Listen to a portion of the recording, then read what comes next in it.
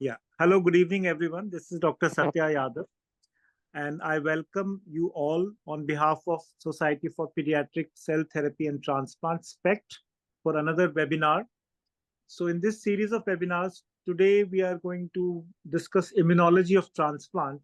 And we have none other than the top immunologist, pediatric immunologist in the country, Professor Mukesh Desai, who is heading the immunology department at Wadia Children's Hospital in Mumbai.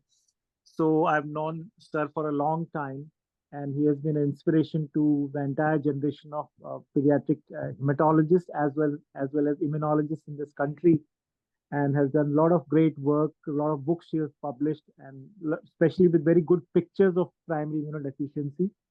So I invite Professor Mukesh Desai to chair today's session and introduce the speaker. Welcome, sir, to SPECT meeting. Thank you.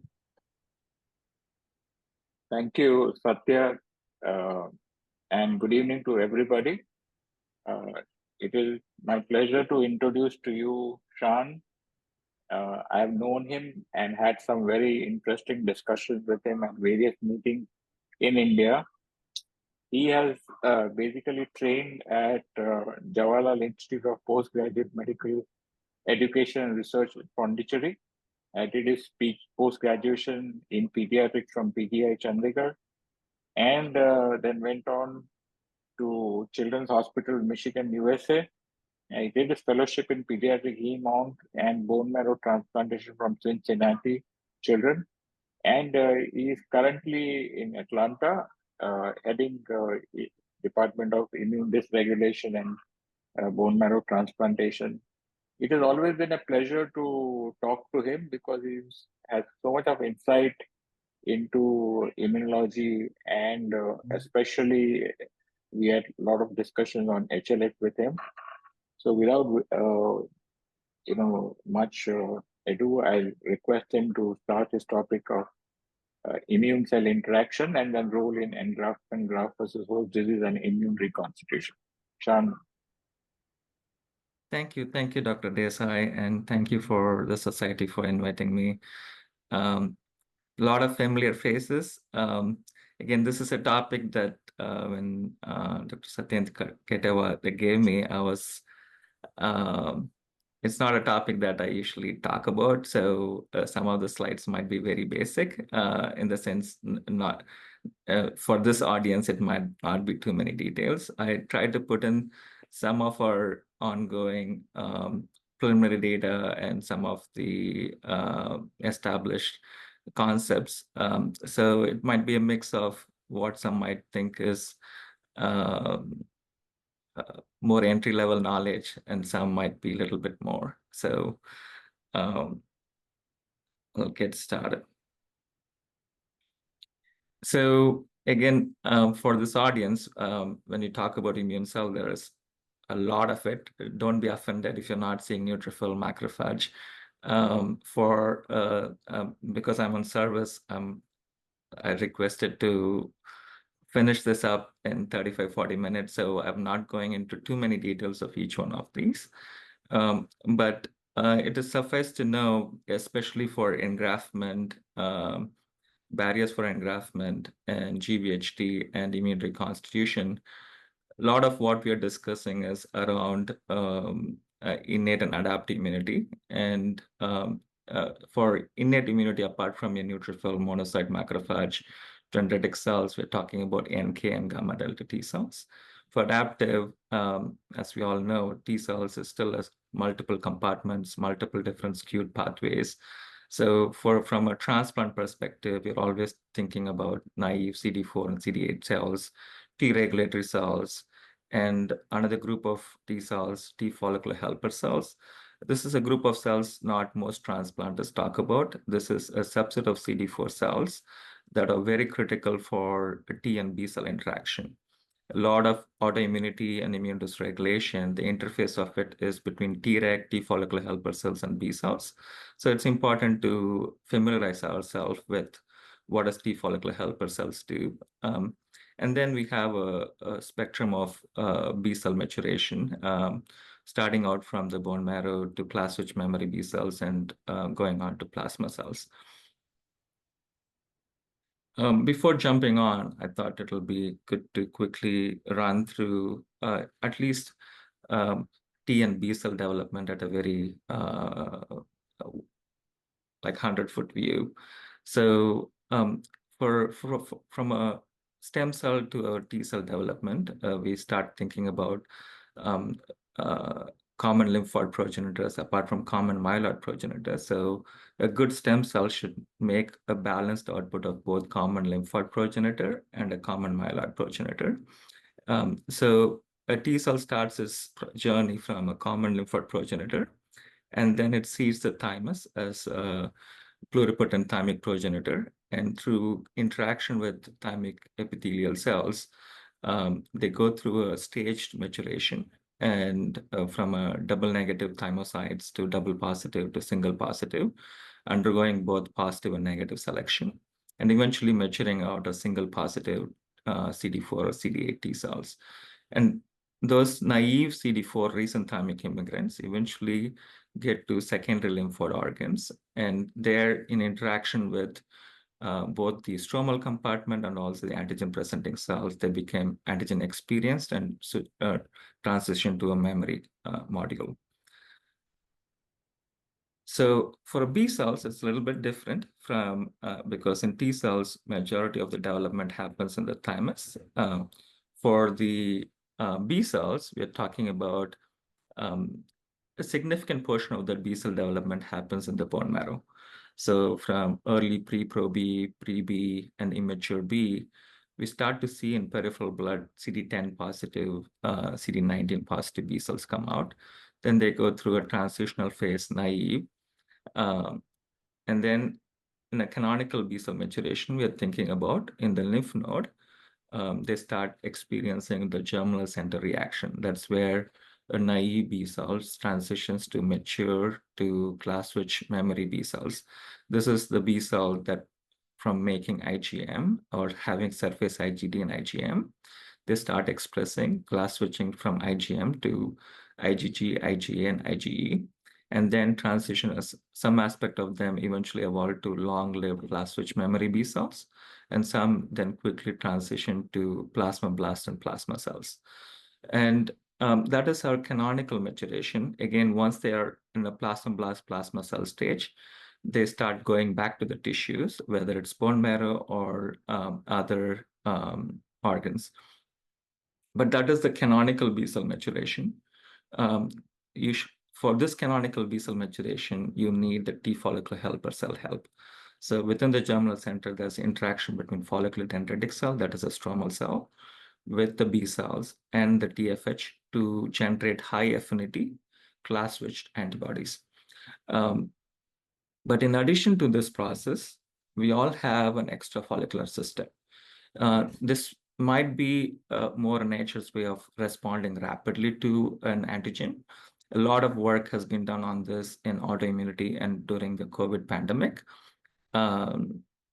So in this, instead of going through a canonical germinal center maturation, a B cell in the presence of the right combination of inflammatory modules can quickly mature to an activated naive B, what we call its double negative B cell.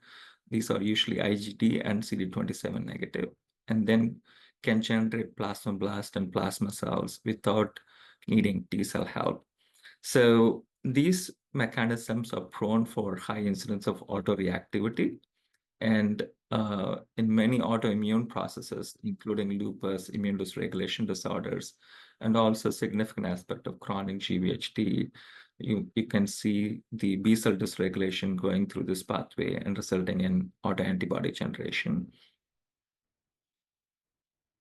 And another aspect of B cell biology that might be helpful for us to understand is the breadth of CD20 and CD19 expression, because when we think of depleting B cells, we always think of using rituximab and its analogs to deplete B cells. But it's important to realize when we use CD20-based therapies, we are not depleting the full breadth of B cell development. We are, as I showed in this cartoon, the CD20 expression starts in the pre-B phase and goes on to early plasmablast. So if you're depleting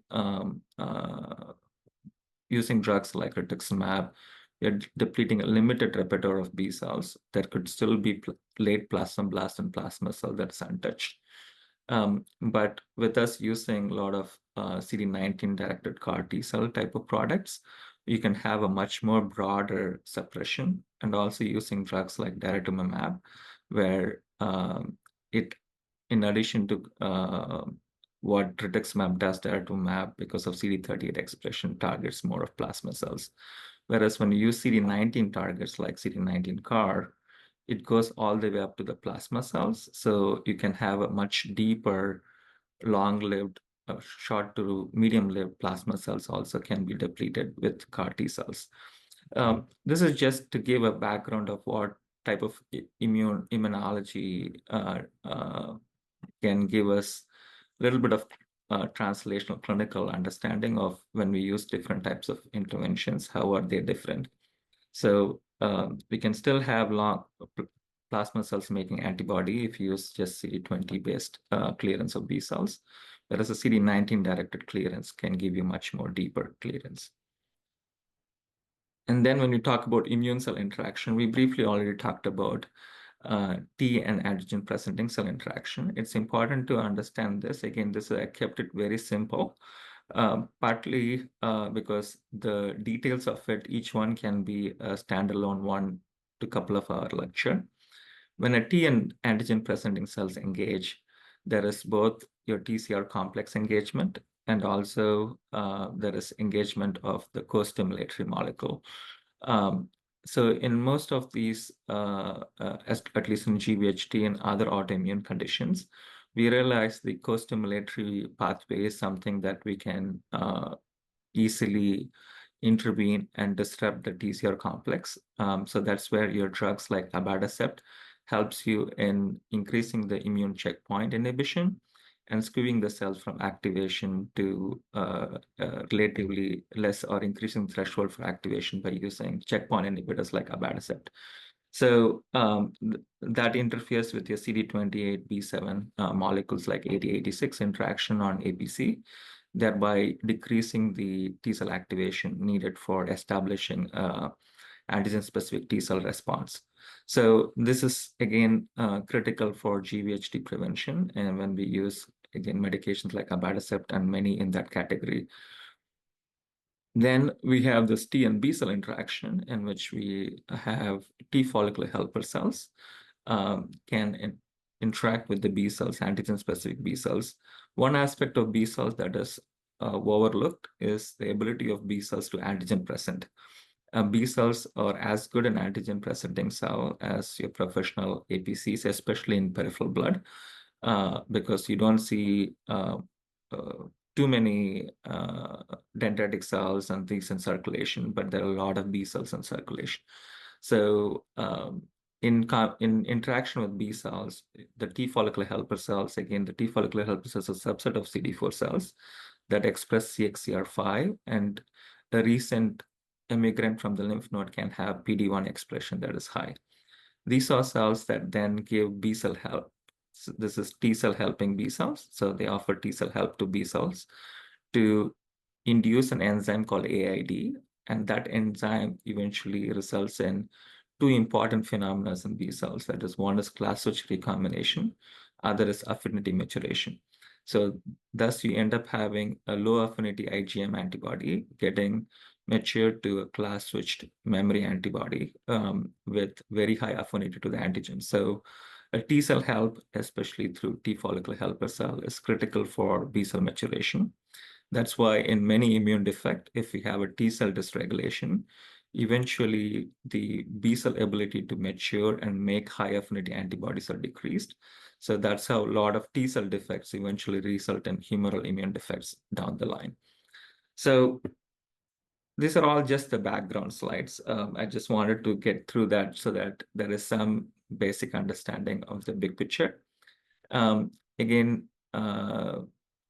it might sound like we're jumping from one concept to another, but I might have a few minutes after the talk. We can try and discuss certain specifics after that. Because Satyan asked me to discuss engraftment, GvHD, and immune reconstitution all in one go. I thought instead of spending time, I'll just touch few critical things that are needed for each concept to be followed. For engraftment, again, when we all know when we use an unmanipulated graft, the risk of graft failure is lower than when you used a manipulated graft with very minimal T cells. There is a ton of literature on what type of immune cells give privilege to the graft hematopoietic stem cells. In addition to that, the stem cells we infuse through peripheral blood, but eventually homes to the bone marrow niche. So that is through an important chemokine trafficking signal, the CXCL12 and CXCR4. You might have heard of CXCR4 through our plorexi4, and then WHIM syndrome. These syndromes in the WHIM syndrome, because of gain of function CXCR4, the neutrophils and many other immune cells get stuck in the bone marrow. But in this, the same chemokine receptor and its ligand is what the stem cells use to eventually home to the stem cell niche. And then the stem cells we are giving need to maintain its stemness. There are situations where any one of these could be compromised, or a combination of all three could be compromised, resulting in engraftment barriers, poor stem cell function, and graft loss. So one of the things that we talk about a lot is, especially because what I do is mainly immune dysregulation, immune deficiency transplants. A lot of these patients, and this is applicable for sickle cell, thalassemia, where we know because of free heme and tissue ischemia, there's a lot of ongoing inflammation in these patients, in addition to the underlying hemoglobinopathies. So the pro-inflammatory cytokines is something that we worry about in many of these patients. They not only increase the risk of GvHD by priming the monocyte, macrophage, and dendritic cell compartment, they can increase the GvHD risk. It also, especially interferon gamma, is very well known in both in mouse and human studies that when we give stem cell or graft infusion, a small fraction of the stem cells is long-lived quiescent hematopoietic stem cells. Those are the ones that sustain lifelong hematopoiesis. But in a setting of high levels of interferon gamma, what it does is it's well known to cause increased HSC proliferation and loss of quiescence, and the hematopoietic stem cells can move from a long-lived quiescent stem cells to a differentiated progenitor. So that's where in patients, when they get in a HLH patient, we emphasize so much on decreasing the disease activity, calming down the interferon gamma pathway prior to putting them through a stem cell transplant. Because when you take them to transplant when such high inflammatory markers, especially interferon gamma, it not only increases the graft-versus-host disease and endothelial injury leading to TMA, it also results in you're losing stem cell quiescence and resulting in increased chance of graft failures. And all this also interferes with the chemokine trafficking that helps the stem cells eventually home into the long-term niche. And another aspect that also could be thought through is in many of these patients, when there is such active immune system, there is also varying degree of splenomegaly, and there can also be sequestration of some of the stem cells infused in the spleen. Again, we all know HLA disparity for engraftment is big, and it could be the recipient T cells, NK cells, or antibody-mediated rejection is well known. Again, we're not going to the details of it, but I will we can highlight a few scenarios where over the few years, we are appreciating some of these more, especially as we're doing more immune dysregulation transplants. So in the stem cell, at least in the US and many other European centers, from a busulfan cyclophosphamide-based prep, there has been a significant shift to a fludarabine, buflu-based preps. Though in terms of toxicity and tolerability, many of these patients did well. There are certain disease groups that we had challenges using a busulfan and fludarabine-based prep. One such group that we are having issues is in patients with immune dysregulation disorders, wherein their tissue-based T cell compartment can be very dysregulated, and their own T cells might have a survival advantage because they're lacking a checkpoint inhibition or their own TCR signaling is hyperactive.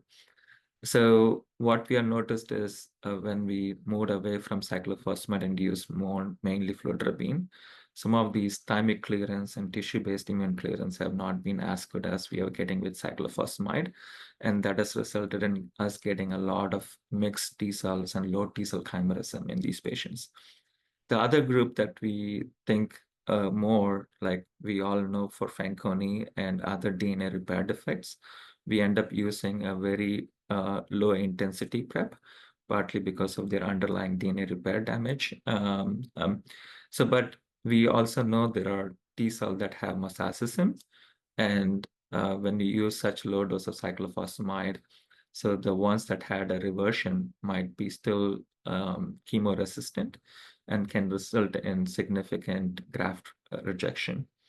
And in aplastic anemia, because we know prior to transplant, these T cells are directed to the stem cell compartment, even if some T cells survive through the condition process. Especially, we have seen this much more in mad sibling context. We had a couple of patients where they will end up with a mixed T cell chimerism and 100% myeloid.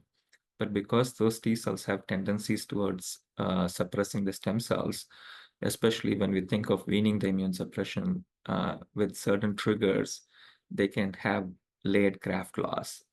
We have had patient 3 years post-transplant with mixed T cell chimerism resulting in a recurrence of aplastic anemia. So these are scenarios we may not see every day, but at least it helps you think through how inadequate host T cell depletion can present with challenges both immediately peri-transplant, but also much more long-term. And for the group that is aplastic anemia, hemoglobinopathy, sickle cell, again, transfusion has always been a big part, and anti-HLA antibodies have always been a challenge. But other group where we also think even prior to any blood product exposure, we have seen patients with IBEX. We have seen patients with other immune regulatory disorders, even without any prior blood product exposure, because the inherent nature of their underlying immune regulatory processes that they can make antibodies against HLA antigens even prior to being exposed to any blood product. So we typically screen those subjects for even whether if it's not a match or mismatched transplant. And it's well known that low T cell content in graft can, as with T cell depletion, either through CD34 selection or T cell alpha beta, especially when it's not combined with immune suppression, like can result in significant recipient T cell mediated graft losses. In our center, even if you use CD34 selection or TCR alpha beta, we end up using a short peri-transplant, like up to 6 weeks, 4 to 6 weeks of either tacrolimus or cyclosporin for not only preventing graft rejection, but also in some situations, especially in TCR alpha beta, where there can be still 1E5, 1E4, or in that range of T cells. We had patients have rip-roaring GvHD, especially in sickle cell and those type of scenarios. So we typically still keep those patients on some cyclosporin or tacrolimus, at least till engraftment. And the engraftment barrier in other contexts could be either space issues like an osteoporosis, but one other condition that is directly related to the immune system, we had a couple of these patients, is Again, you might see a lot of me going back to the immune dysregulation because that's what most of what I do. So, but understanding that helps us in a lot of different, what we learn there helps us in a lot of different non-classical immune dysregulation disorders. Even sickle cell in many ways is still, in addition to hemoglobinopathy, is an immune dysregulated state. So helps us think through those. The LGL is large granular lymphocytosis. Large granular lymphocytosis is a classical diagnosis you'll see in patients in their 60s and 70s. But when it happens in children, it's usually an underlying immune regulated disorder that was missed. We had patients with STAT1 gain of function, LRBA deficiency, because of excess proliferative stress in their T cell compartment. Some of these T cells can acquire somatic mutations in STAT3 and STAT5, and they can become tissue resident and cause direct bone marrow suppression, either fast-mediated or direct bone marrow suppression.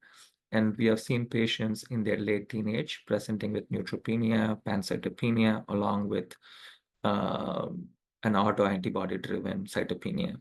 So this is something that we are sensitized to screen for our patients, especially so if you're thinking about bone marrow transplant in an older teenager, and the patient has a big spleen and has unexplained neutropenia, and your autoantibodies are coming back negative, that's something that it's important to look for. Most of these will have what are called terminally differentiated effector T cells with CD57 expression. And there can be loose eye lines in the bone marrow. These can cause suppression of hematopoiesis. So that's something that to think about in a patient who are taking either a CVID or a combined immune deficiency or taking for transplant prior to transplant, who has unexplained cytopenias not attributable autoantibody. And the massive splenomegaly we already discussed, and the same is true for the inflammatory milieu. And inadequate stem cells, it's a more obvious reason, but we had situations where even despite adequate stem cell dose, because of the marked inflammatory milieu, it has resulted in either poor functioning graft or significant graft attrition. Again, we talked about the need for deeper lymphodepletion for some of a subset of non-malignant diseases. Especially we talked about the bee flu. We may not have the same problem with a MEL-based prep with thiotepa. Like usually when we think about melphalan-based preps, it is notorious for its mixed chimerism, and there is a lot of bad reputation for MEL-based preps. But in our center, we prefer in many situations MEL-based preps in older teenagers, especially when they have significant comorbidities. The reason for preferring MEL-based prep is with or without thiotepa is melphalan, as you know, is not only just ablative, it can also cause significant lymphodepletion, whereas busulfan is overwhelmingly predominantly myeloablative. It doesn't have much of lymphodepletion properties. In that regard, when we use melphalan and thiotepa, we not only achieve myeloablation, we also have much deeper lymphoablation. And in patients who have significant autoantibodies and immune dysregulation disorders, it also helps in tissue-based lymphodepletion.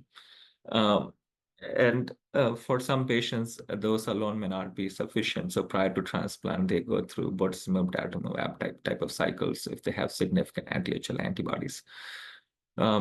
One thing that we don't think that much, again, we talk a lot about serotherapy, how day zero serotherapy exposure might dictate how much is graft-versus-host disease, how much is the risk of mixed chimerism. But one thing to also realize is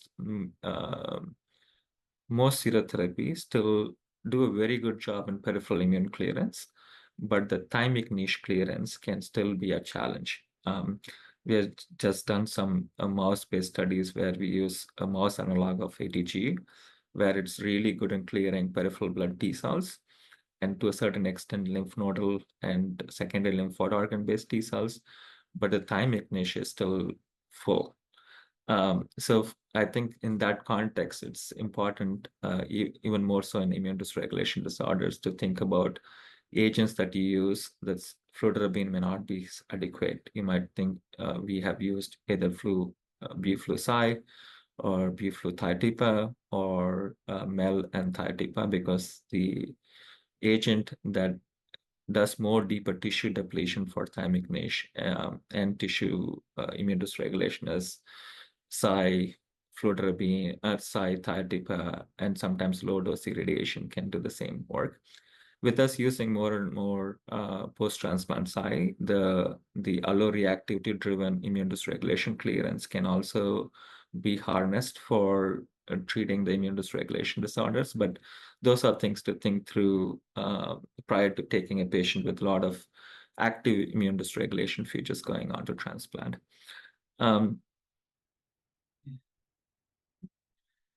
I want to highlight these type of challenges with a few patients that we had. Again, not as much with engraftment, but the quality of post-transplant engraftment and also quality of the immune system that stays on after BMT. We had patients with CTLA-4 haploinsufficiency go for stem cell transplant. Again, CTLA-4 haploinsufficiency is a common primary immune regulator disorder. We briefly talked about checkpoint inhibitors. There are co-stimulatory molecules and co-inhibitory molecules in the interface of T and B cells. So when we talk about the T cells and antigen-presenting cell engagement, in addition to the TCR engagement, the co-stimulatory molecules need to engage the B7 group, the CD86AT, and also the CD28. So those are your co-stimulatory. CD28 is a co-stimulatory molecule for T cells, but CTLA-4 has an opposite function in dampening the immune response. So if a patient has haploinsufficiency in CTLA-4, the two cells that critically express CTLA-4 are one in Tregs. In T regulatory cells, the CTLA-4 is expressed constitutively, that is, it's expressed all the time. Whereas in rest of the effector T cells, it's expressed post-activation. So only post-engagement of TCRs, the CTLA-4 gets expressed. So in patients with, in mice with biallelic mutation in CTLA-4, they die within 2 to 3 weeks from massive tissue infiltration of T cells and B cells in every organ system we can think of. In humans, the haploinsufficiency, we don't have a biallelic mutation in CTLA-4, but in haploinsufficiency, we see multisystem autoimmunity in these patients with progressive decrease in B cell maturation and CVID or late onset combined immune deficiency phenotype. So as listed here, these patients can present with IPEX-like phenotype with predominantly enteropathy and endocrinopathy, or a lymphoproliferative phenotype that looks like an ALPS-like phenotype, or predominantly an immune deficiency phenotype like CVID or late onset combined immune deficiency. Because abatacept is the precision medicine for this defect, because they're relatively lacking CTLA-4. A CTLA-4 Ig would help overcome some of the challenges. And sirolimus, with its properties of enhancing Treg function, could help with dampening the disease activity in a patient. So we have taken a few patients to transplant with CTLA-4 haploinsufficiency using a classical BuFlu prep. I've highlighted one patient from our institution, couple, one from Boston Children's, other from All Children's in Florida. So these are patients, a couple of them are match sibling, other one is match unrelated. All of them got a BuFlu prep with a busulfan exposure of around 75, fludarabine 160 milligram per meter squared, and Campath. The interesting thing in all of them is they all achieved close to 100% long-term myeloid grafts of 100%. Like you can see here, they are 2 to 3 years out, or some of them are 4 years out. But their T cell chimerisms, even after 2 years, were stuck in 40s, 50s, and 30s. So a typical non-immune dysregulation disorder, if you take them for transplant, mixed T cell chimerism is well known with B-flu prep. We don't sweat about it. If a sickle cell patient gets a B-flu and gets a T cell chimerism of 20% and a myeloid of 100, we don't worry about it. We say that's well known. We follow them. And we know it takes about 3 months for thymopoiesis from being a common for progenitor to come out as naive T cell. The time taken is about 3 months. So from infusing the stem cell product, at 3 months, when they start getting thymic output come out, that's from the donor, that's when you start to see the T cell chimerism start picking up in most patients when they get a B-flu prep. But the second wave of expansion happens when you start dialing down immune suppression around 6 months. So that's when from 40-50%, it goes close to 80-90% T cell graft. We don't see that type of a problem in a the other lines are Bu-Flu-Cy or Bu-Cy type of trends in T cell graft, because Bu-Cy results in much deeper T cell depletion and much deeper thymic clearance. Those patients end up getting 100% myeloid, close to 100% T from get-go. So, but because to avoid the endothelial toxicities from Cy-based preps, since we're using B-flu, we have started noticing problems in a subset of patients, especially with underlying T cell dysregulation. So instead of having this trend that we see in every other patient who gets a B-flu prep, that is in CGD or sickle cell or other disorders where the intrinsic T cell itself is not a problem, we typically have the same trend happen. We don't worry about mixed T cell chimerism as long as it keeps picking up after 3 months. We just follow them. As long as the myeloid is 100, the stem cell is 100, these patients do well. But what we noticed in patients with immune dysregulation disorders is, despite having 100% donor, even 2 to 3 or 4 years out, they're still stuck with low T cell chimerisms. And that results in ongoing autoimmunity. Like, as you can see, post-transplant, the first patient still has ongoing enteropathy, needing to put back on sirolimus and abatacept. The other patient had started getting autoimmune cytopenia. The third patient also had refractory autoimmune cytopenia. So all the symptoms that we'd expect pre-transplant to happen as a part of immune dysregulation keeps happening even post-transplant.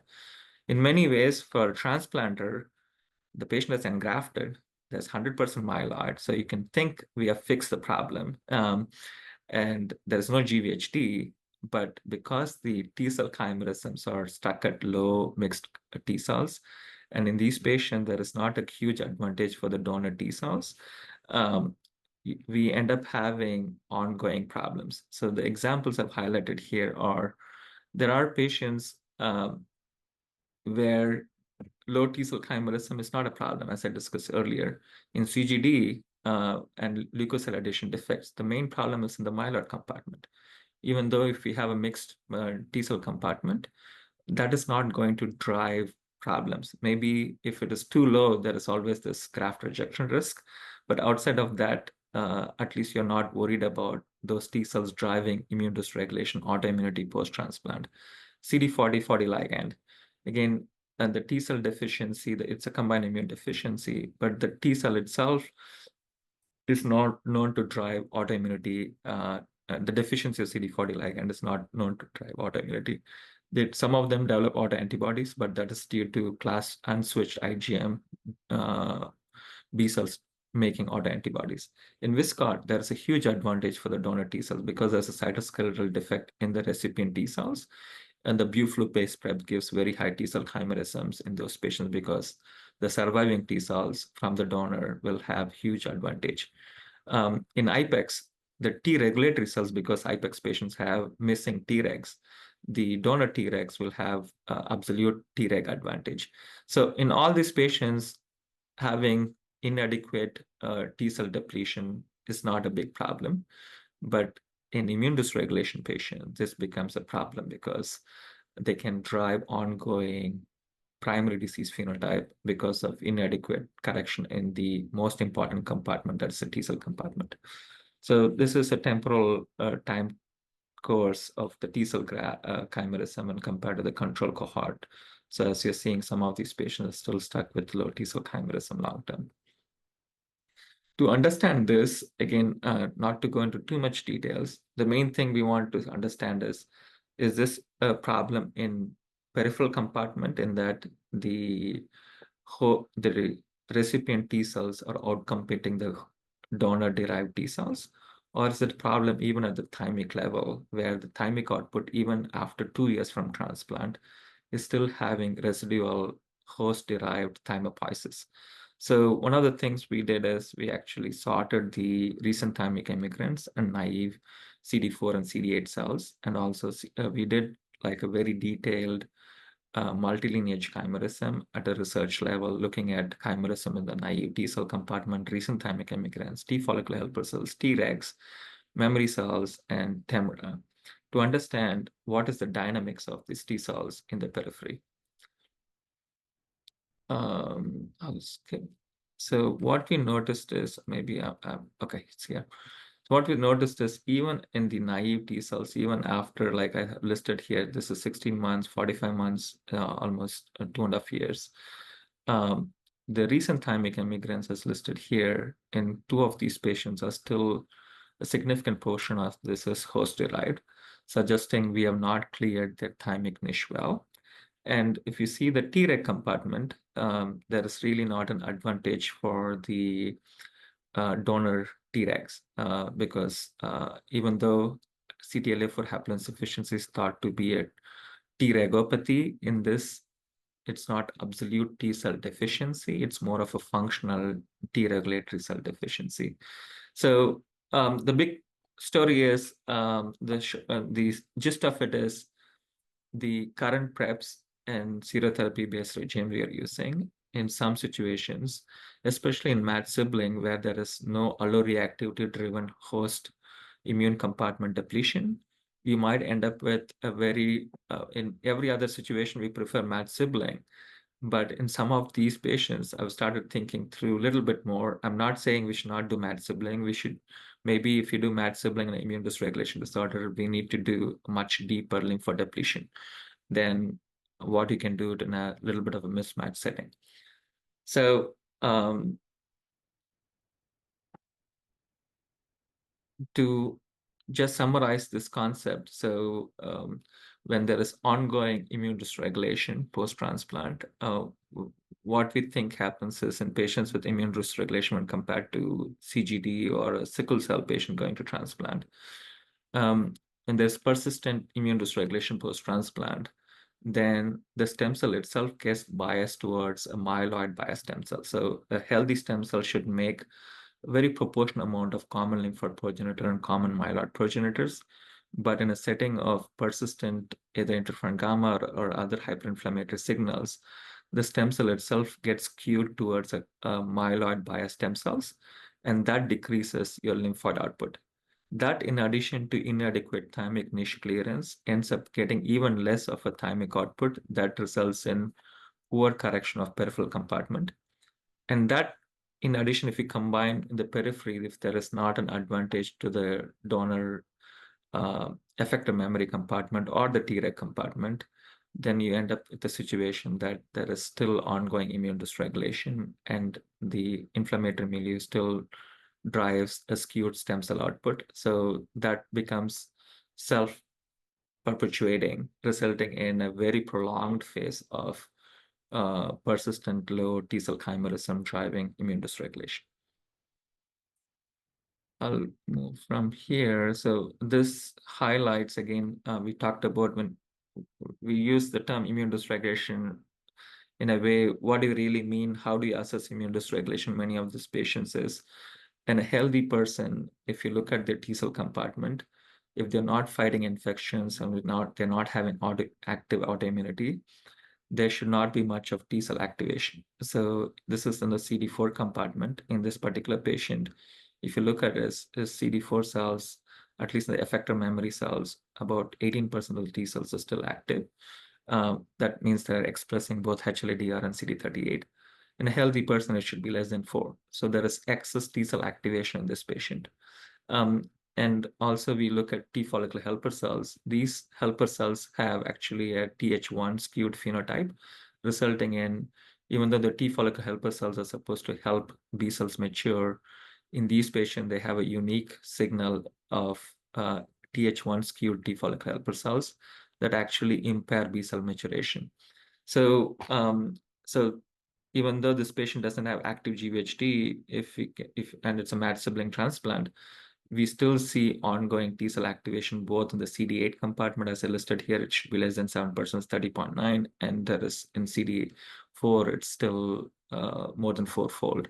So all these things tell us that even if the patient doesn't have classical GvHD, there is ongoing immune dysregulation because of inadequate T cell correction. We can also look at the B cells to look for whether there is ongoing B cell dysregulation.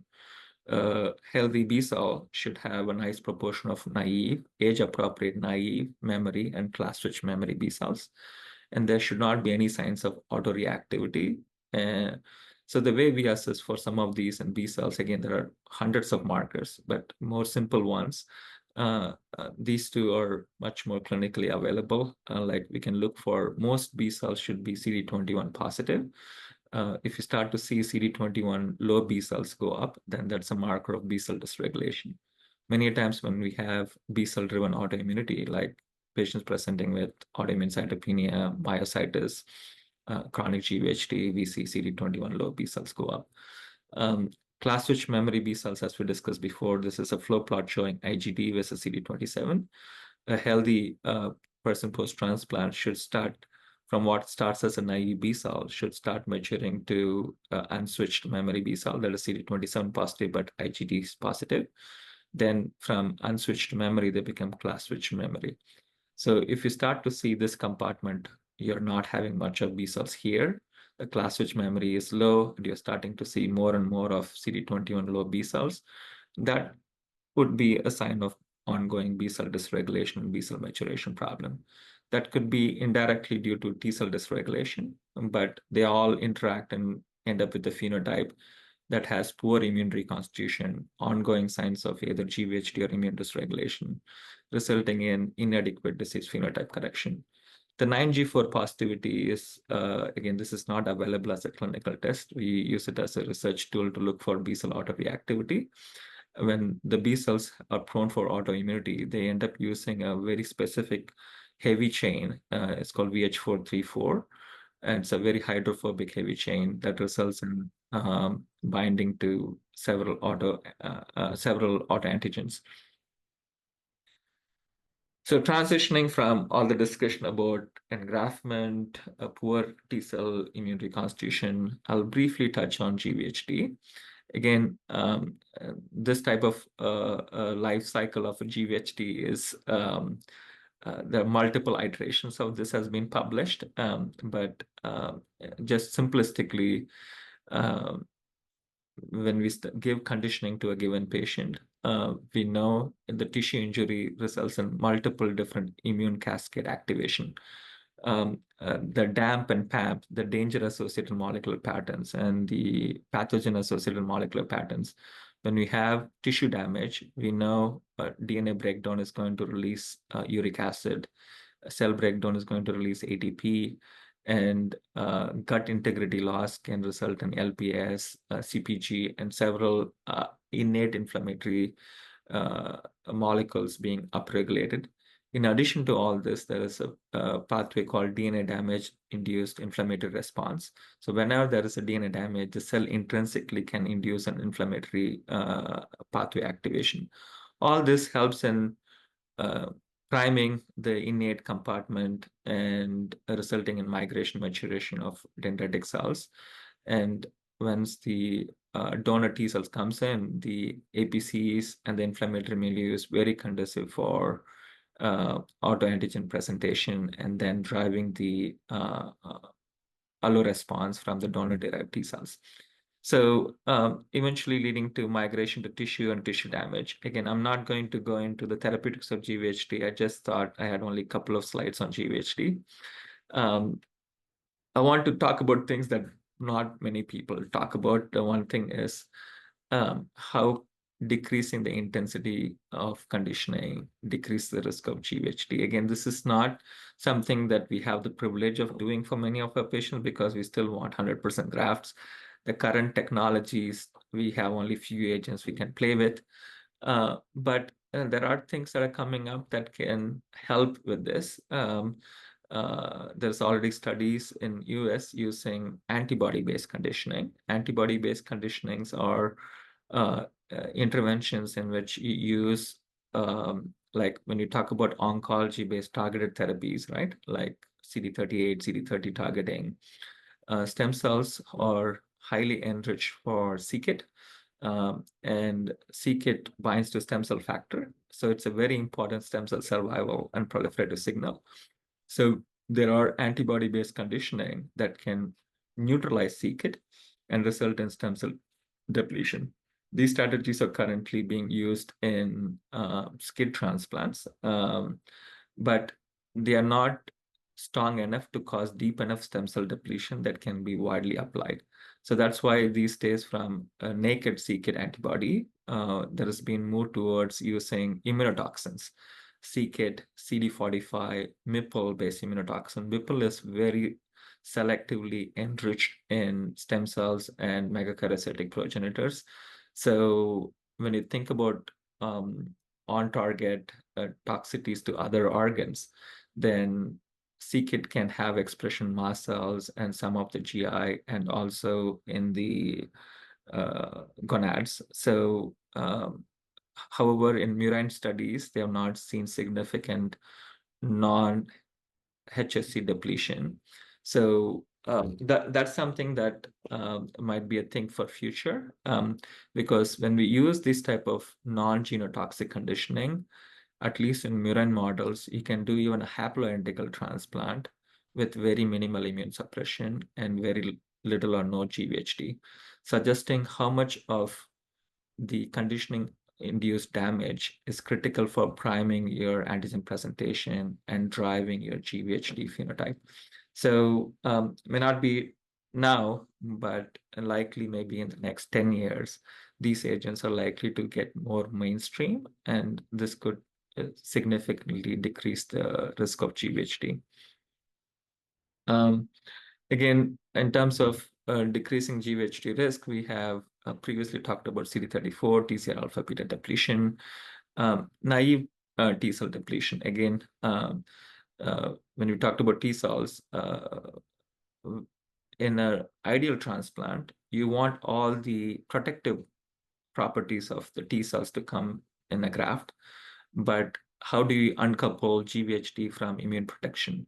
So this is something close to that, in that by removing naive T cells, these are cells that can engage new antigens, like new recipient-derived autoantigen presentations.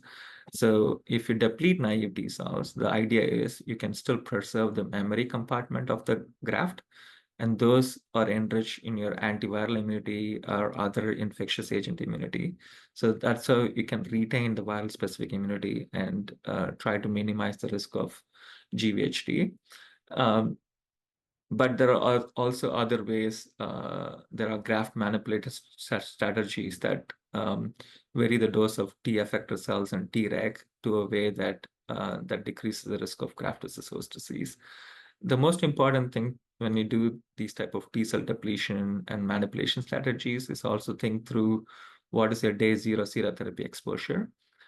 We can do all the nuanced graft manipulation, but if your CAMPath or ATG level on day zero is very high, then the benefit of giving some of these manipulated T cells back is going to be minimal, because we end up depleting them. So I think these graft manipulation strategies, though they are promising, need to be thought through. How does it fall back in a broader context of the serotherapy and the conditioning we're using? The post-transplant side, again, it's caught up in a big way for all obvious reasons, because of the ease of use and still overall reasonable outcomes. Though there is this concept about astalgia dehydrogenase being high in HSCs and Tregs that's how by using post-transplant Psi, you end up still letting 3 days of unrestrained T cell activation and proliferation. And then by using cyclophosphamide, you result in clonal deletion of the alloreactive T cells, but still maintaining the HSCs and some degree Tregs. But we do have patients where there is delayed engraftment and the cytopenias can persist a little longer than what we're used to with a non-PTCy approach. One of the things that we and few others are looking at is there is some stem cell depletion even with cyclophosphamide use, but in many of the studies, when we look at the stem cells are relatively resistant to cyclophosphamide, we are looking at it in a steady state. But what we need to think of it is when post-transplant, a lot of the stem cells are on rapid cycling. They're going through a lot of inflammatory stress and injury. So in that context, if you use cyclophosphamide, maybe in some select patients, it can cause significant stem cell suppression. And there are also studies in murine models where usually when you think of cyclophosphamide, we think of stem cells are not depleted by cyclophosphamide, but in Fanconi mice, if you just do cyclophosphamide alone, it actually results in myeloid engraftment. So just for the audience, in Fanconi mice, there is really not a bone marrow failure phenotype, unlike in human. So unless you do stem cell niche clearance, you don't end up getting a long-term graft in. So those are things that are, as we use more and more of Psi-based regimes, we might need to start at least studying the effects on long-term effects on the stem cells in a way that not just with saying astalgia dehydrogenase might explain everything, but we might need to think through more than that. And we talked about co-stimulation inhibition, how this can help prevent we have in US there's an FDA approval to use abatacept as a way of doing GvHD prophylaxis. And to overcome many of these T cell depletion strategies that we all have this T cell add back platforms, either you can have naive depleted or memory selected add backs, either donor derived or third party viral specific T cell. These are there are rapid protocols to expand donor-derived viral-specific T cells, or even use third-party minimally HLA-matched T cells. As long as they're viral-specific, we should be able to use it. The idea behind using third-party VSTs are, in many of these situations, when we expand a T cell compartment to a specific panel of viral peptides, the T cells that end up surviving after 8 to 10 days of culture in that condition ends up being almost all the cells end up being the viral specific. It gets enriched for viral specific T cells. But sometimes, especially in the short-term culture protocols that most centers are using, once in a while, you can have 1% or 2% naive T cells left in that third-party VST. We had in one of our patients when a third-party VST was used in a SCID patient who had a TCR alpha beta graft. The third-party VST took off and had such massive proliferation and expansion that it resulted in a graft loss. And when we went back with the primary investigating team and looked through this, this patient's product still had 1 to 2% naive T cells. So it's not sure if those naive T cells in a SCID background without any immune suppression and TCR alpha beta depleted setting resulted in a relative check-free expansion of this alloreactive T cells or not. And there's been extensive study that have been done with Mike Keller and St. Jude's group, but we are not able to pinpoint. But that also goes back to the question, when we have naive T cells in any cell therapy product, can it still drive it can go after any antigen that they are specific to and expand. So those are always the concern when we use third-party cells for, as long as we are really sure we're depleted naive fraction, there will be always at least theoretical concerns that this could be a problem. So let's briefly talk about moving from a little bit of GvHD and immune dysregulation. So all this plays into what is the quality of long-term immune reconstitution you get, right? So an important thing to realize is when you get a TBNK in a transplant patient on day 30, TBNK is the lymphocyte subsets. Most of what you would see in terms of lymphocyte counts ends up being your NK cells, because along with your myeloid output, NK cells are among the earliest lymphoid compartment that comes out. Around the same time, you also get the innate like gamma delta T cells come up. The CD8 cells, early aspects of CD8 cell expansion is due to homeostatic expansion in the periphery. Either it's due to some viral-driven T cell expansion, but most of it is not thymic output-driven expansion in the first 3 months. Usually, it's only after 3 months, if you follow the TBNK along with the naive fraction, your naive fraction in the first 3 months might really go down to less than 1%. But by around 3 months, you start getting the naive T cells start coming back up again from 1%, 5%, 10%. As long as the naive T cell continue to improve, it's a reassuring sign that the immune reconstitution is going well, because we know the thymic niche is intact. That's why there is naive T cells coming out. And if the thymic niche is intact, we know the thymic education is going well, and the risk of alloreactivity is going to be low. So seeing a good naive T cell come out from 3 to 6 months post-transplant might be, in some way, it's not the biomarker, but it's one of the reassuring biomarkers of immune reconstitution. So even in patients with GvHD, that's something that we at least look for to see, is this patient able to make naive T cell? Because once they have thymic-derived Tregs also come out from thymopoiesis, then you can expect maybe there is a long-term immune tolerance that will establish. But if there is no thymic output at all, then in those patients is when we worry the underlying immune dysregulation can go on for a long time. And highlighted here, the B cells come out after about, again, 3 months. I've seen it happen even earlier in patients where the underlying inflammatory milieu is very well controlled. But as you know, the CD4 and B cell interaction is critical for really good immune reconstitution. So since we talked about thymic output starts getting established around 3 months, by around 6 months, you have reasonable thymic output. Along with that, you have a good B cell output.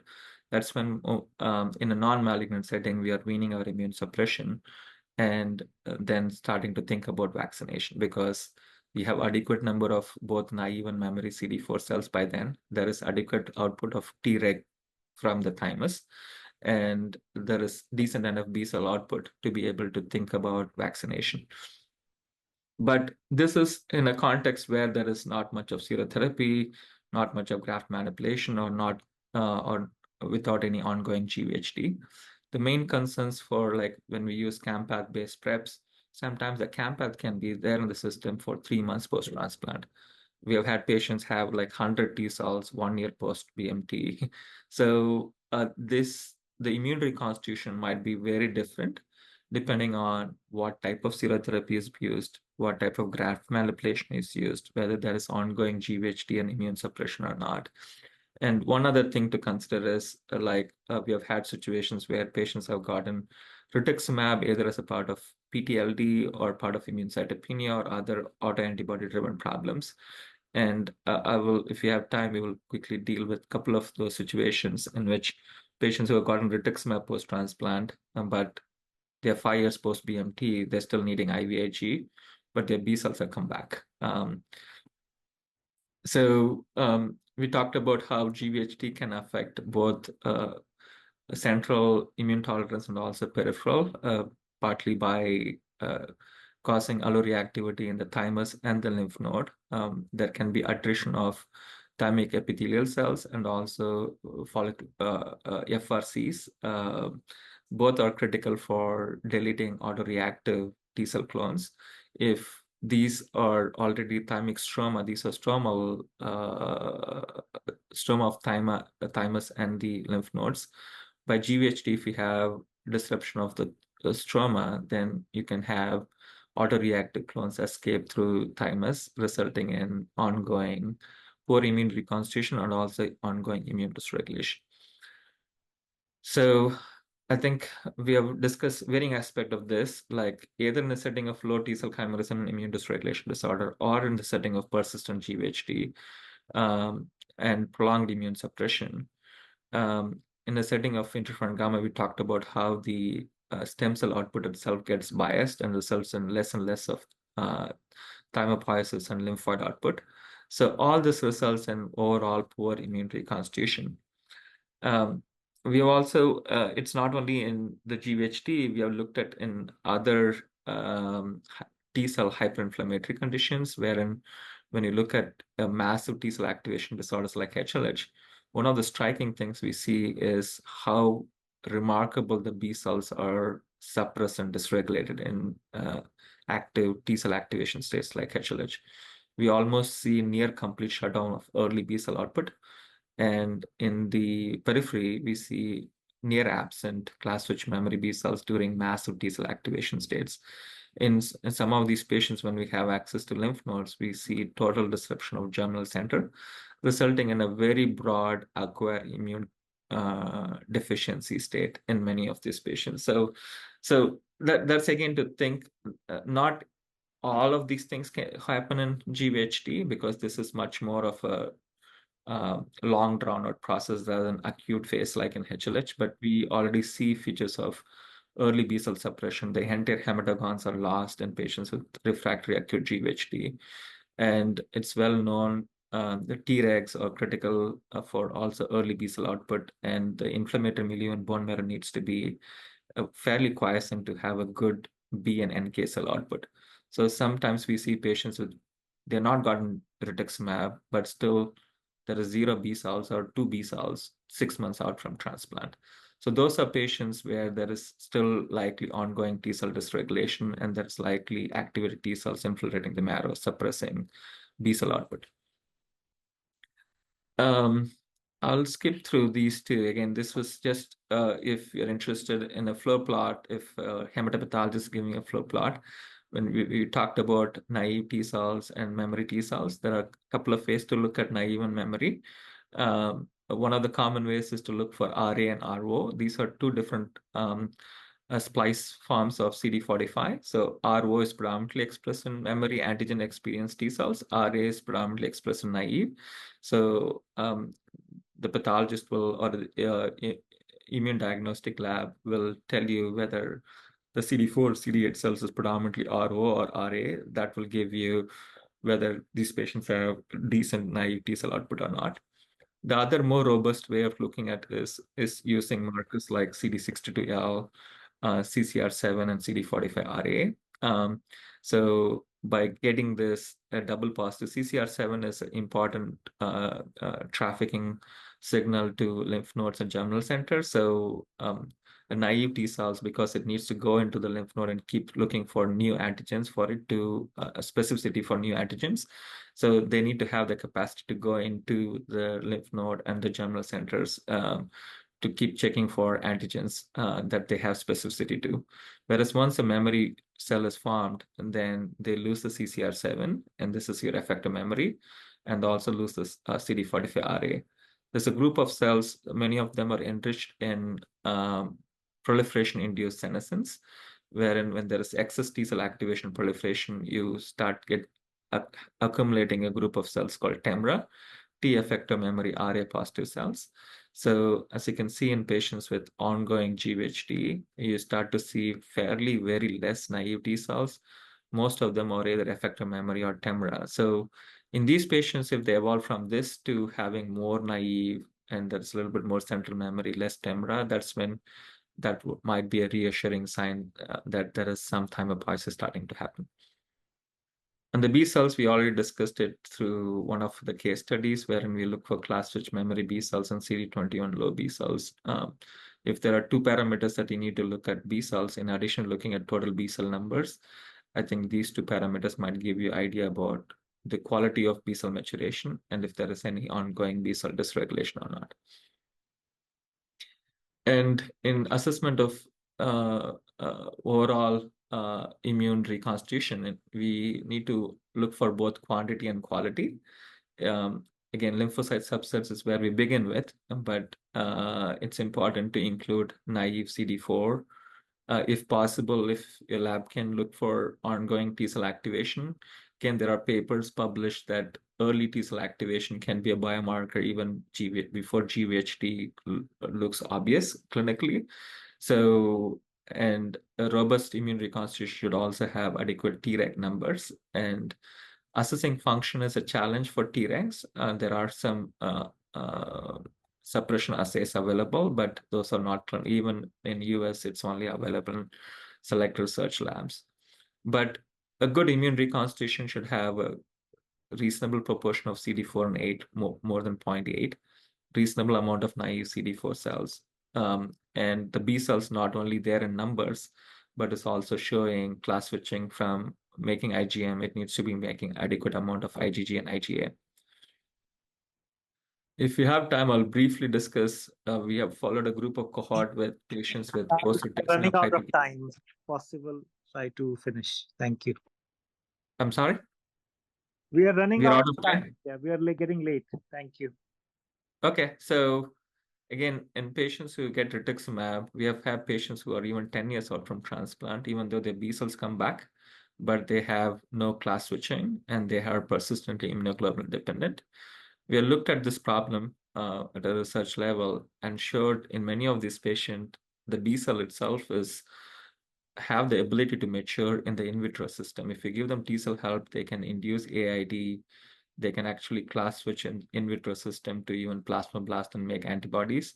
But for some reason, we are still not seeing in vivo, these patients are not making any significant antibodies, suggesting there is a B cell maturation defect. The reason behind it is still being explored. And we are currently having a working hypothesis in some patients who get rituximab, there might be a stromal injury, both in the bone marrow and also in the lymph node more than the bone marrow. That's why in most of these patients, the B cells recover, but they have a maturation problem. In some where the B cell itself is not recovering, there can be still signs of ongoing immune dysregulation suppressing B cell output, or there can be stromal injury to the B cells because of all the immune cells, the B cells are very stromal dependent for early B cell development. I think I'll pause here and thank again for the opportunity. And we have a wonderful team, both from clinical and immune dysregulation and immune dysregulation transplant. And we have several collaborators we work closely with. Pause here and see if you have any questions. Thank you, Shan, for the wonderful talk. So because of lack of time, I'll just take one quick question, which was there in the chat box. So Dr. Vinay has asked that in Wiskott-Aldrich syndrome, if they have Ivan syndrome, like both autoimmune hemolytic anemia and thrombocytopenia, Wiskott-Aldrich, that what conditioning would you choose, especially in haploidentical setting? What would be your choice? Both T replete and T deplete. Thank you. Great. Again, in general, in US, we are lagging behind in our experience on using PT-Cy backbone. But most of our, because there is in a classical Wiskott, there is really good T cell advantage. Like I had patients who had myeloid 30%, but T cell is 100% or 99%. So in that sense, when Wiskott, our primary backbone we always use is the Buflu. And if there is significant autoimmunity coming in and there is very high titers of DAT positivity, we have even used rituximab prior. In patients who have features of like some splenomegaly and autoimmunity that is still refractory, sometimes we add a little bit of Cy to the Buflu backbone. But with PTSI, I think the 3 days of unrestrained T cell expansion should give you very good both graft versus marrow effect and also graft versus immune dysregulation clearance. I think you can go with a little bit less exposure and still be able to get a good graft in. Thank you, Shan. Thank you for the wonderful session. So now Thank we'll you. quickly move to the panel discussion. And today's panel discussion would be moderated by Dr. Neha Rastogi. So Dr. Neha Rastogi is a senior consultant at Medanta Hospital, and she's in the bone marrow transplant physician with the experience of over 15 years. So over to Dr. Neha to start the panel discussion and introduce the panelists. Thank you, Dr. Neha. Thank you so much, sir. Thank you. Yeah, I'm just sharing my screen.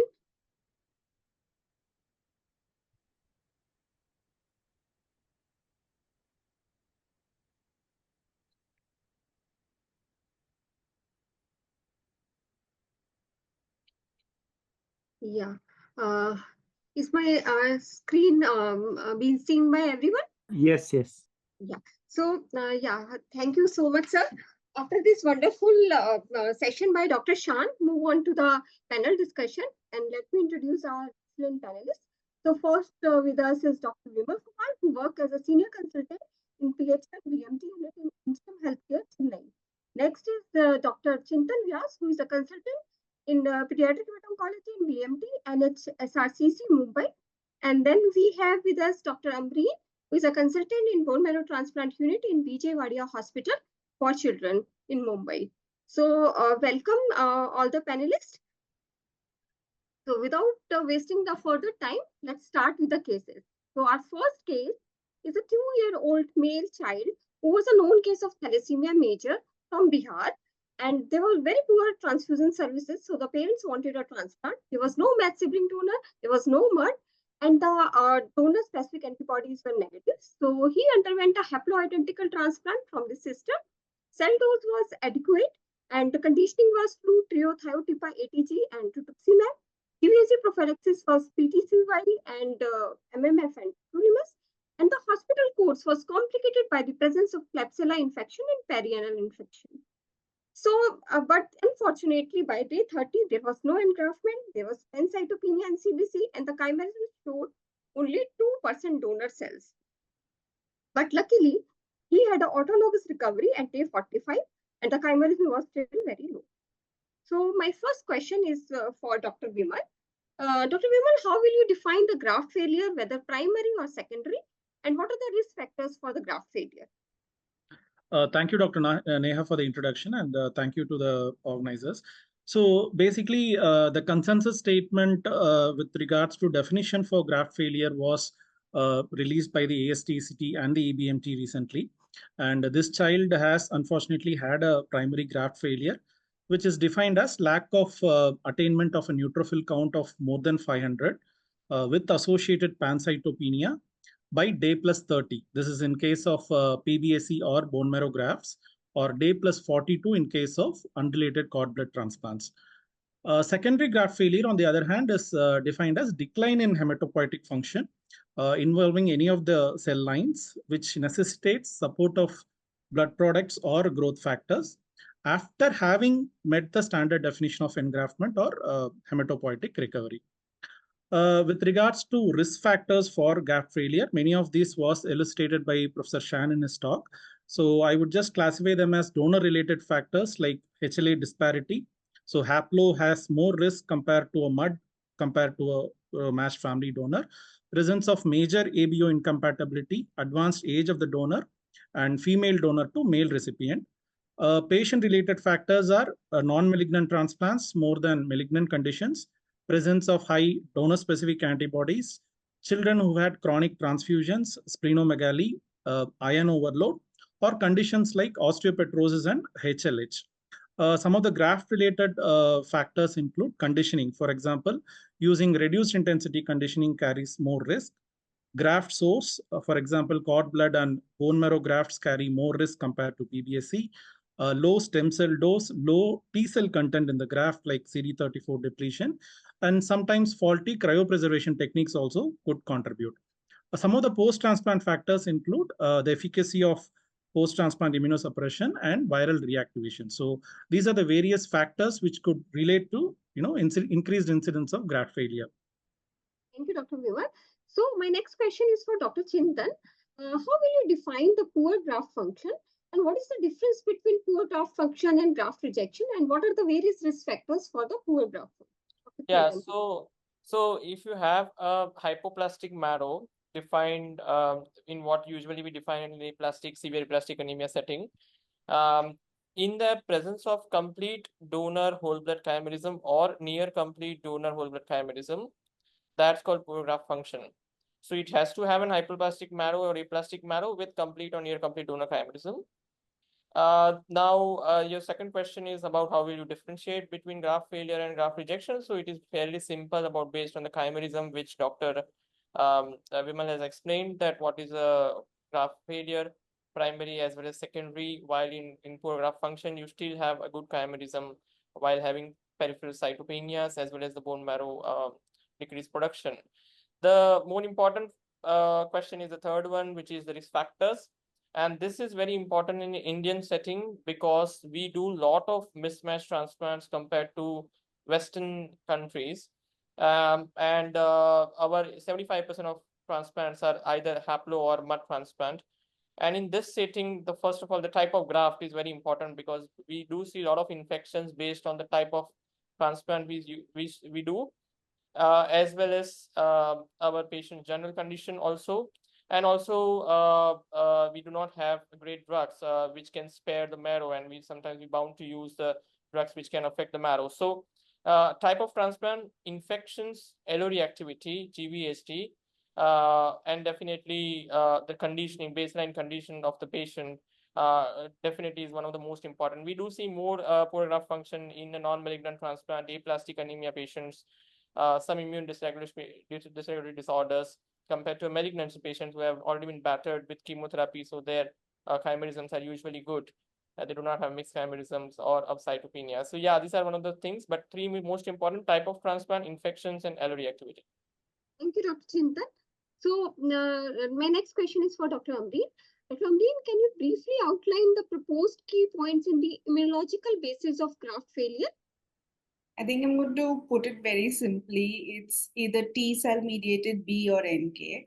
When we talk about B cell mediated, we all know that donor specific antibodies secondary to previous transfusions are the one which cause a risk for graft failure. We know it from solid organ transplant data. That's how we have an idea about how it plays a role for HSCT. NK cells are the interesting ones, I think, because we understand from mice models that when they are irradiated, despite being lethally irradiated, they can still reject a graft which are haploidentical, which is where comes the concept of missing self-recognition. And that's primarily because NK cells are relatively radio-resistant, so NK cells can mediate graft rejection. T cells are the one I think we see most commonly, and a bit of it was what Dr. Shans covered, that we do see interferon gamma-mediated graft rejection, which we think that is secondary to host T cells, which are residually there. And they sort of, in response to either some stimulus or without stimulus, cause interferon gamma production, which then eventually results in graft failure. Okay, thank you, Dr. Amreen. Hello.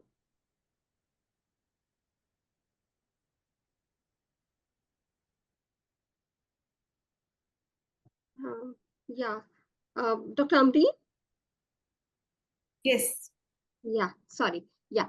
So, yeah, thank you so much. So, so our case was 2 years old, and he didn't get too much of a transfusion, and the DSA was negative. So we haven't given any PTIS to him, but I think that would have been better in this case. And as Dr. Amreen has already told, that there are multiple factors in the rejection. It is just not antibody-mediated rejection, which we used to think earlier. T cells, NK cell, Tregs, many players are there. Okay. So now coming on to the next case. So this was a very old case from our unit. About 6-7 years back, we have done this. This is a 14-year-old female resident of Nepal.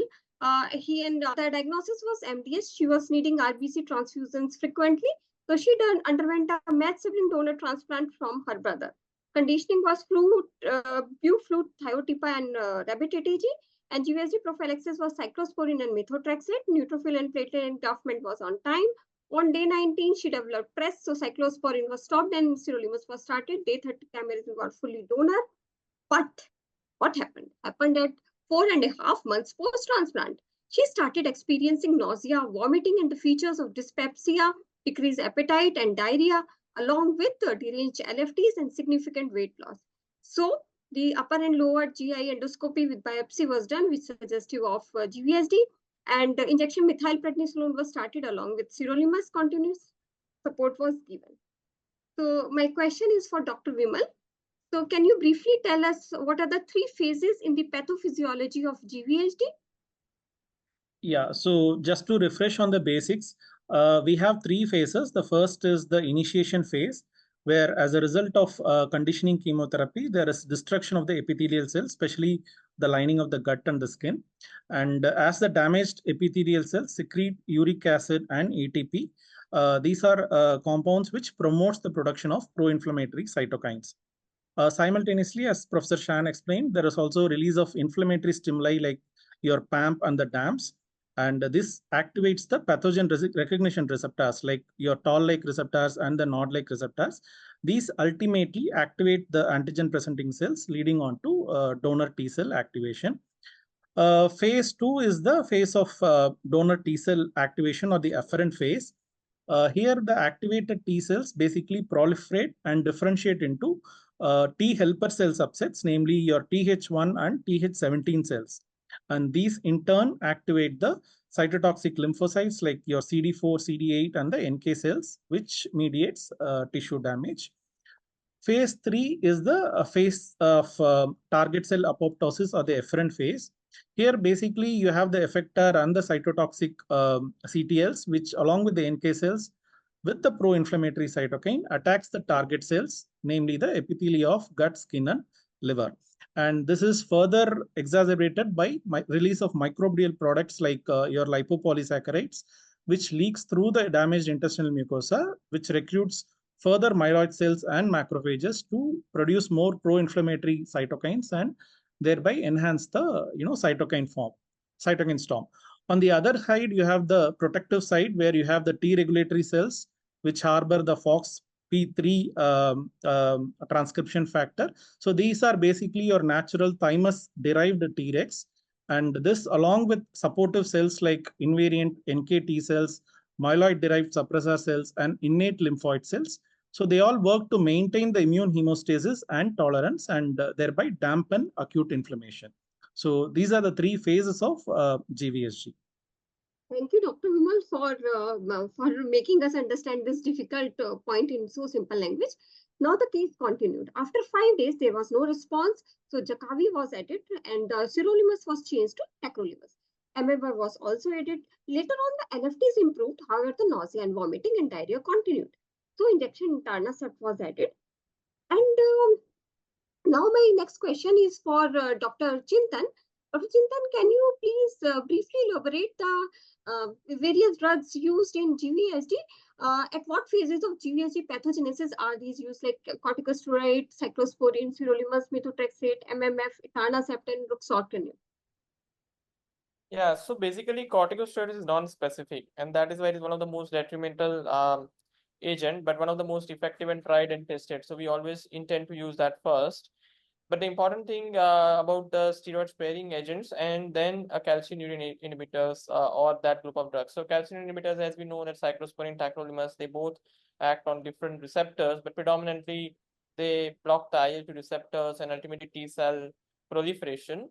So the mechanism of action is more or less similar. It's just the tacrolimus is more potent, 10 to 15 times more potent than cyclosporin. That's why the dose is less. If we talk about the methotrexate, definitely it's an anti-proliferative agent used as a chemotherapy also, but here we use very low dose, so it just affects your T cell proliferation. The important drug here is sirolimus, also which was mentioned in the Sean's talk, which was abatacept, which blocks the co-stimulatory molecule.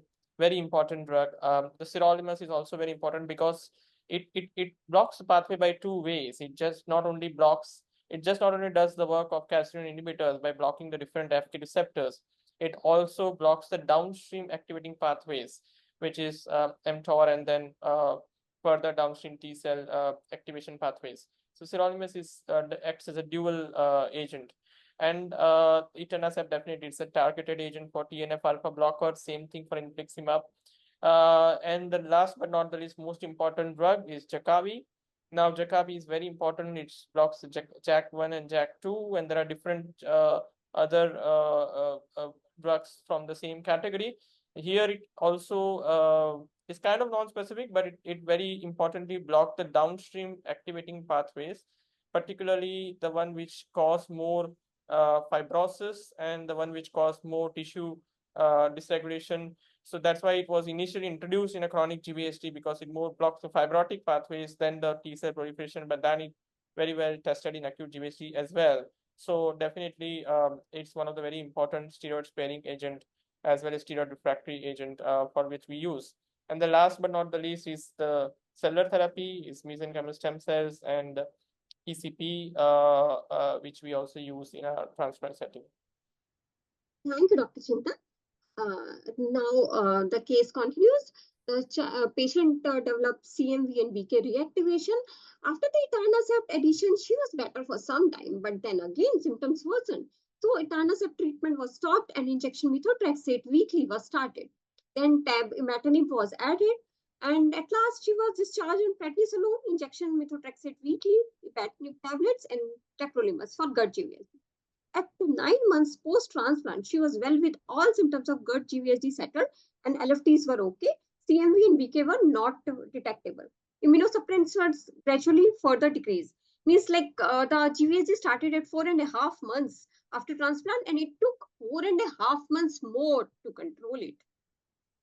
She was continued on very low dose alternate day steroids and low dose tacrolimus. At 3 years post-transplant, she had pain and stiffness in lower limbs. AVN was suspected, and all immunosuppression was gradually stopped by 4 years. But 1 year after that, she presented with stiffness in left shoulder joint and knee joint, and the chronic GvHD of the musculoskeletal system was suspected, and Jakavi was restarted. And within 6 months, she improved, and she's doing fine now. So this is a slide from her report showing the immune reconstitution.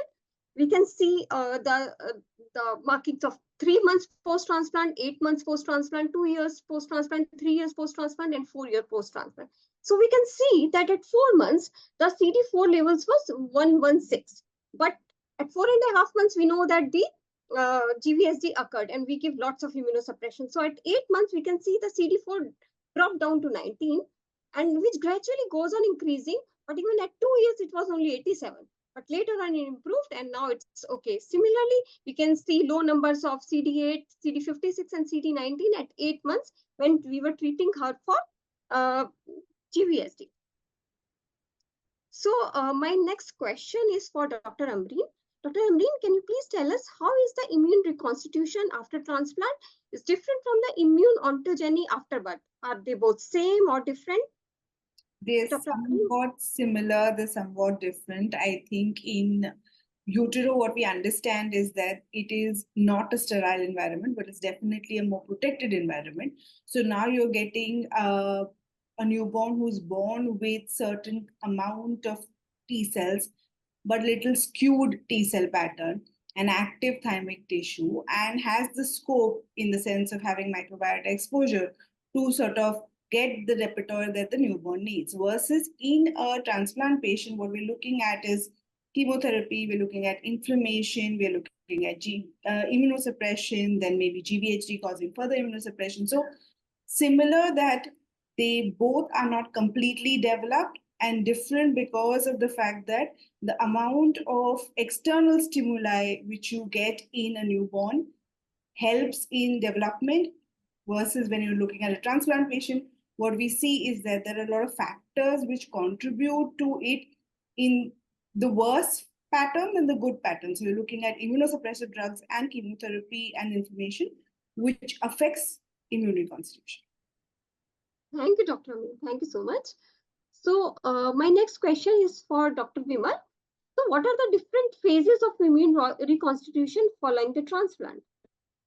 Yeah, so immune reconstitution is basically a multidimensional process, which is unique and variable among different patients. So as we had discussed, there are no hard and fast rules. Your immune reconstitution depends on what is the graft source, cell dose, HLA barrier, what conditioning we use, and certain post-transplant interventions. So the phase one, again, there are three phases. Phase one is called homeostatic peripheral expansion. This is basically mediated by your donor T cell lymphocytes, which is present in the graft. So upon transfusion into the lymphodepleted host, these mature lymphocytes have the capability to expand and proliferate in response to any antigenic or cytokine mediated stimulation. So this is called basically a homeostatic peripheral expansion of the donor T lymphocytes. So this provides early and incomplete immune defense against infections. So depending again on the age of the donor, the quality of these cells, whether they are naive or memory T cells, and their proportion can vary. The quantity is again dependent on factors like graft source and in vitro or in vivo T cell depletion techniques. This phase is usually again dominated by expansion of singular clonotypes, and the duration of this phase is again dependent on the age of the recipient. For example, in infants and children, we see them like this phase lasting 3 to 6 months, whereas it lasts longer in adults. Next slide, please.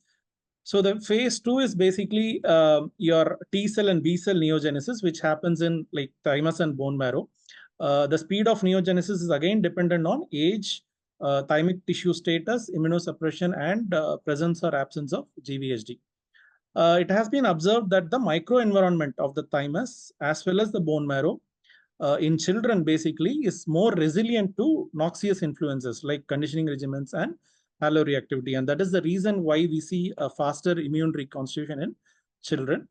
Risk of viral reactivation again dramatically reduces as this phase of T and B cell neogenesis advances, and we can administer killed vaccines during this phase.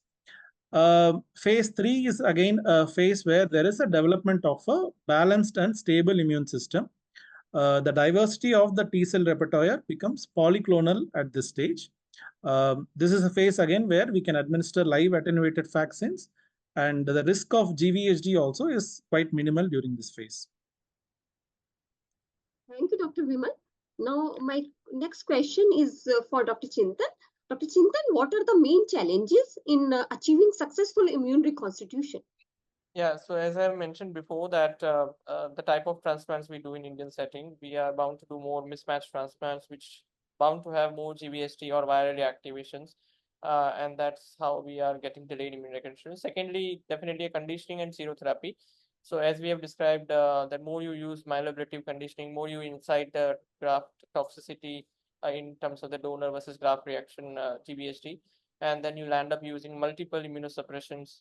And as you have described in your case, that even after 2 years or 3 years, his CD4 count was less than 100. So it's quite pathetic to achieve when you are having these type of situations. So that's one of the most important challenge. Secondly, is about the serotherapy which we use, the type of doses.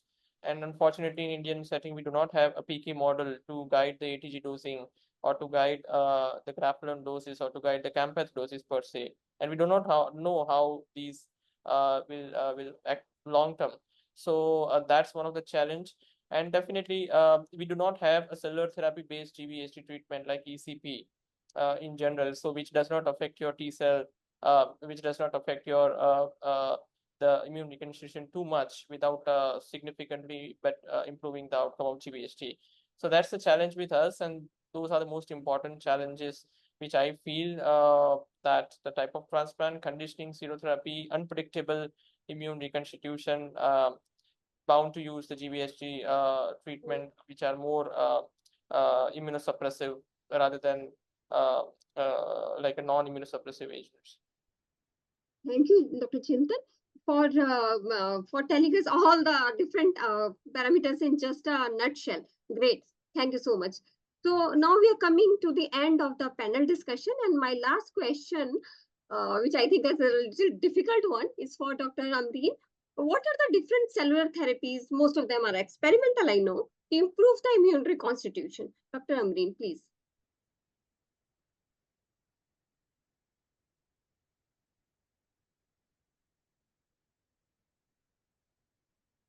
Amreen, unmute yourself. Sorry. So I think to start off with, a lot of them have been used in haploidentical setups where we're trying to sort of get a faster immune reconstitution if you're especially using alpha beta deplete method. We do use memory DLI, I guess all of us do. Important thing to remember when we are using memory DLI is that they can take weeks sort of to work. It's commonly used in the setting of virus reactivation, and they do work very beautifully. But of course, they take time. Virus-specific T cells, I think Dr. Shan has touched, so I'm not going to go there. Interesting ones amongst the list here is a veto memory T cells. These are basically memory T cells which can sort of kill antigens, kill cells which have antigens which can recognize it. That's how the term veto comes up. And they work really well still in experimental phases. When we'll be able to use it, we don't know. But definitely memory DLI is something which is commonly available, easily available, and a very useful thing which does help with haploidentical transplants. Thank you so much, Dr. Amreen. So now we have come to the end of the evening, and I really want to thank all the esteemed panelists for giving us beautiful insights for these difficult questions. Thank you so much. Thank you, Neha. Thank you, everyone. Thank you, Chintan. Thank you, Amreen. Thank you, Vimal. Thanks a lot to my friend Sean. He's on service, but somehow we pulled him up. Thank you, Mukesh sir. Thank you, Spicer. And thank you, everyone who has attended. So as per our promise, the next meeting will be the last Tuesday of the next month, which is going to be 26th of November. We'll meet again with yet another interesting but scientifically very, very important topic to enhance our basic understanding. Once again, thank you, everyone. And thank you, MCure, for supporting us in this scientific endeavor. Thanks, guys. Have a wonderful evening. Thank you very much. Thank you, sir. Thank you. Good night, guys. Thank you. Thank you very much.